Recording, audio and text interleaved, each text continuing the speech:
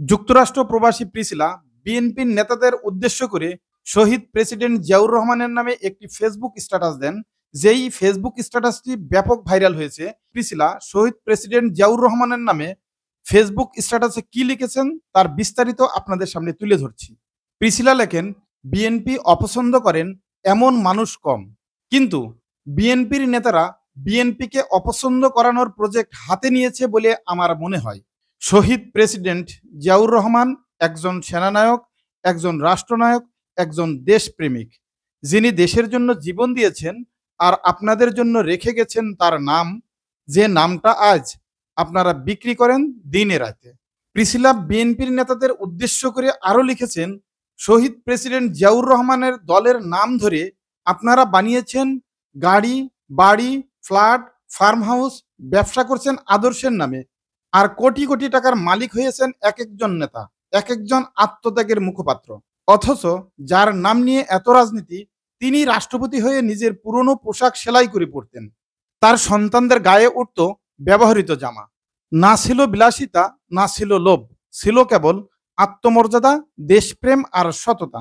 Priscilla বিএনপির নেতাদের প্রশ্ন করে লিখেন, আপনাদের সন্তানরা কি কোনোদিন কারো পুরনো কাপড় পরেছে? তারা কি জানে পরিশ্রম কি, ত্যাগ কাকে বলে? প্রিসিলা শহীদ প্রেসিডেন্ট জিয়াউর রহমানকে উদ্দেশ্য করে লেখেন, আল্লাহ তাকে মৃত্যু দিয়েছেন শহীদের মর্যাদায়, কারণ তিনি জীবন দিয়েছিলেন দেশকে ভালোবেসে। এটা ছিল আল্লাহর পক্ষ থেকে তার প্রতি পুরস্কার, শুদ্ধ আত্মা, সৎ নেতৃত্বের এক অপূর্ব স্বীকৃতি। প্রিসিলা বিএনপির নেতাদের প্রশ্ন করে লিখেন, আর আপনারা কি আজও ভাবেন আদর্শের ব্যবসা করে চিরস্থায়ী হবেন? ভুলে যাবেন, ইতিহাস একদিন হিসাব চায়। মৃত্যুর এত বছর পরেও জিয়াউর রহমানের নাম উচ্চারিত হয় শ্রদ্ধায়, ভালোবাসায়, কৃতজ্ঞতায়। কারণ সম্মান কিনে পাওয়া যায় না, সম্মান অর্জন করতে হয় জীবন দিয়ে, রক্ত দিয়ে, সততার প্রতিটি ঘামে। যুক্তরাষ্ট্র প্রবাসী প্রিসিলা আরো লিখেছেন, প্রিয় বাংলাদেশ, কাঁদিস কেন? হে সোনার বাংলা, তোর চোখে এত জল কেন? তুই যে লাল সবুজের স্বপ্ন ছিলি, আজ কেন এত নিঃসঙ্গ, এত ক্লান্ত? তোর মাটিতে যে রক্তের গন্ধ, তা কি শুধু শহীদদের নয়, নাকি তোর বুক চিড়ে খাবলা খাওয়া শকুনের লালসা? প্রিয় বাংলাদেশ, জানি তুই ভালো নেই, তুই কোনো দিনই ভালো ছিলি না। জন্মের পর থেকেই তোকে লুটে নিচ্ছে নেতা নামের জন্তুগুলো। তোর বুক ছিঁড়ে খায় তারা, আর তুই কাঁদিস নীরবে নিঃশব্দে। নির্বাচনের নামে উৎসব হয়, আসন বদলায়, মুখ বদলায়, শুধু শকুন বদলায় না। তোর ক্ষত একই থাকে, বুকের রক্ত ঝরে আগের মতোই। ওদের কোনো পরিচয় নেই, না জাত, না দল, না ধর্ম। লোভই ওদের ঈশ্বর, ক্ষমতাই ওদের পূজা। ওরা অক্টোপাসের মতো রং পাল্টায়, হায়নার মতো ছিঁড়ে খায়, শিয়ালের মতো চতুর, বানরের মতো দুর্বৃত্ত। তারা বেছে দেয় তোর স্বাধীনতা, তোর চেতনা, তোর রক্তাক্ত ইতিহাস। ধর্মের মুখোশ পরে চালায় চুরি, তারা হজ করে চুরির টাকায়। বিদেশে পাঠায় সন্তানদের, এদেশে রেখে যায় জনতাকে। তারা গরিবের থালায় হাত দেয়, তারা চিতাপোষে খুনিকে পালন করে, জনতার সেবক হয়ে জনতারই শত্রু হয়ে ওঠে। তারা হিংস্র, তারা লোভী, তারা ভয়ঙ্কর, তারা জানোয়ার, তারা মানুষরূপী অমানুষ। তবুও প্রিয় বাংলাদেশ, তুই আমার মা, তোর বুকেই আমি মাথা রাখি। তোর কান্নার শব্দে আমি শুনি এক নবজাগরণের ডাক। তুই কাঁদিস কারণ তুই এখনো বেঁচে আছিস। তুই কাঁদিস কারণ তুই স্বপ্ন দেখিস। তুই কাঁদিস কারণ তোর বুকে এখনো আশা বেঁচে আছে। একদিন তুই রুখে দাঁড়াবি এই বিশ্বাসে, আমি তোর পায়ের ধুলায় জীবন সাজাই। প্রিয় বাংলা, ভালোবাসি তোমাকে, আমার প্রিয় বাংলাদেশ। আচ্ছা, বাংলাদেশের নারী সংস্কার কমিশন যেই সংস্কার চাইছে, মানে বাংলাদেশের সংবিধানে যে আইন প্রণয়ন করার জন্য তারা দাবি করছে, এই ধারাগুলোকে আপনি জানেন এবং এগুলাকে কতটুকু আপনি বৈধ মনে করেন?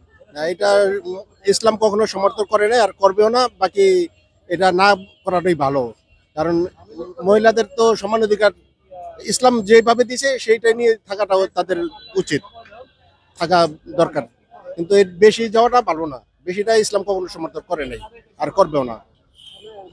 ছেলে মেয়ের সমান অধিকার এটা আপনি চান কিনা, এটা কি বলতে বোঝাচ্ছে? না, মেয়েদের যে ইসলাম যেভাবে কোরআন হাদিস যেভাবে ইসলামকে মেয়েদের ছেলেদের অর্ধেক মেয়েদেরকে দিয়েছে, কিন্তু ওইটা নিয়ে থাকা উচিত তাদের। কিন্তু ওইটা তারা যে যেটা বলতেছে করতে চাইতেছে, এটা করা ঠিক না তাদের। স্বামী স্ত্রীর বিষয়টা কি? স্বামী স্ত্রীর তো এটা মেয়েদের ঝগড়াঝাটি হইতে পারে, তালাক দিতে পারেন, বা ইসলাম তো মেয়েদের তালাক দেওয়ার এটা কোনো মানে নাই, রাজি নাই, ইসলামের সমর্থন নাই। কিন্তু যেটা বলে ইয়ারা, এই এই মেয়েরা, কিন্তু এটা কখনো তার মধ্যে নাই তালাক দেওয়ার একমাত্র তালাক না, ওনারা বলতে চাচ্ছে যে স্বামী নামে স্ত্রী চাইলে ধর্ষণের কেস দিতে পারবে, এটা কিভাবে সম্ভব? এটা ঠিক না, এটা ঝগড়াঝাটি হইতে পারে, এটা এদের করা ঠিক না। হইলেই ধর্ষণের কেস দিবে এমন কোনো না, এটা কখনোই ঠিক না। তাহলে আইনটা কি করা উচিত? এই আইনটা বাতিল করা উচিত, নিশ্চয়ই বাতিল করা উচিত এটা। পতিতাবৃত্তির যেটা ওরা বলতে চাচ্ছে যে এটা কি না, এটাও ঠিক না, এটাও ঠিক না, এটা করা ঠিক না। আসসালামু আলাইকুম রহমতুল্লাহ। বাংলাদেশের নারী সংস্কার কমিশন কয়েকটা ধারা তারা দাবি করছে আইন বাংলাদেশের সংবিধানে অন্তর্ভুক্ত করার জন্য। আপনি কি এই বিষয়গুলো জানেন কিনা? আর যদি জেনে থাকেন তাহলে এইগুলোকে আপনি কোন দৃষ্টিতে দেখতেছেন? জি, আমি জানি এবং আমি প্রতিনিয়ত আমার মোবাইলে নিউজ ফিডে দেখি এগুলো বিষয় নিয়ে। আমি দেখার পরে খুবই ইতস্তত বোধ করি যে আসলে বাংলাদেশের মতো একটা মুসলিম কান্ট্রি যেখানে 89% 89% মুসলিম, সেখানে এরকম মানে থার্ড ক্লাস কিছু নারী কমিশনার আসছে, সরি নারী সংস্কার কমিশন থেকে আসছে। এরা আসলে মানে আমি বলবো এরা ইসলাম বিদ্বেষী, এরা ইসলাম জানে না, আর এদের মধ্যে কোনো ইসলাম শিক্ষা নাই। আচ্ছা, নারীদের যে ইসলামে যে সম্মান করা হয়েছে, আমি আমি বলবো আর পৃথিবীর অন্য কোনো ধর্মে এরকম তাদেরকে কোনো সম্মান দেওয়া হয় নাই। তো সেক্ষেত্রে আমরা সবাই জানি যে নারীরা আমাদের সবার সম্মানে উঠবে। আমরা আমাদের মাকে, আমাদের স্ত্রী, আমাদের মেয়ে, সবাইকে আমরা সম্মান করি, কিন্তু বর্তমানে যে নারী সংস্কার কমিশন এরা যে কয়েকটা ধারা করছে, যেমন ধরেন আমি দেখলাম গত কয়েকদিন আগে, সম্ভবত গতকালকে দেখলাম আমার নিউজ ফিডে, যে স্বামী মারা গেলে বা স্বামীর সাথে আলাদা হয়ে গেলে সম্পত্তির অর্ধেক অর্ধেক তাকে দিতে হবে এই টাইপের। তারপরে হচ্ছে তারপরে হচ্ছে স্বামী স্ত্রীকে ধর্ষণের কেস দিতে পারবে। হ্যাঁ, এটা তো মানে কি বলবো, এটা একটা হাস্যকর বিষয়। একজন বিবাহিত পুরুষ স্বামী স্ত্রীকে না, স্ত্রী চাইলে স্বামীকে ধর্ষণের মামলা দিতে পারবে। আর একটা হচ্ছে পতিতাবৃত্তির বৈধতা দেওয়া লাগবে। আসি যে স্ত্রীকে, আচ্ছা একজন বিবাহিত মানুষ যখন তারা দুজনে বিয়ের পরে যে বৈধতা পেয়ে গেল, সেভাবে তখন সে কিভাবে ধর্ষণ হলো? আমি প্রশ্নটা রাখতে চাই যে সেবার কিভাবে ধর্ষণ হলো। হ্যাঁ, সেখানে তার দ্বিমত থাকতেই পারে, মনোমালিন্য থাকতে পারে, কিন্তু সেটা তারা আলাপ আলোচনা করে সেটা সেটেল করে নিবে। কিন্তু তাই বলে সে স্বামীর বিরুদ্ধে ধর্ষণের মামলা দিবে, এটা তো হাস্যকর বিষয় ভাই। এটা আমি এই প্রথম শুনলাম। এবং তার সাথে যেটা আমি মানে বলতে চাচ্ছিলাম যে পতিতাদেরকে যে শ্রমিক অধিকার দেওয়া, এটা আসলে পতিতা তো আমি জানি না বাংলাদেশে এটা কিভাবে নেয়। পতিতাদেরকে যদি শ্রমিক অধিকার দেয়, তাহলে বাংলাদেশে পতিতাবৃত্তি আমার মনে হয় আরো বেড়ে যাবে। এবং যুবকরা বিয়ে করবে, যারা ইসলাম সম্পর্কে যাদের ইসলামিক জ্ঞান আছে তারা বিয়ে করবে, কিন্তু যারা ওই লেভেলের ওরা মনে করেন ওই পতিতালয়ে যাবে এবং সেটাকে বৈধ হিসেবে ভেবে নিবে। তখন কেউ কাউকে কিছু বলতে পারবে না, কেউ আইনানুগ কোনো ব্যবস্থাও নিতে পারবে না।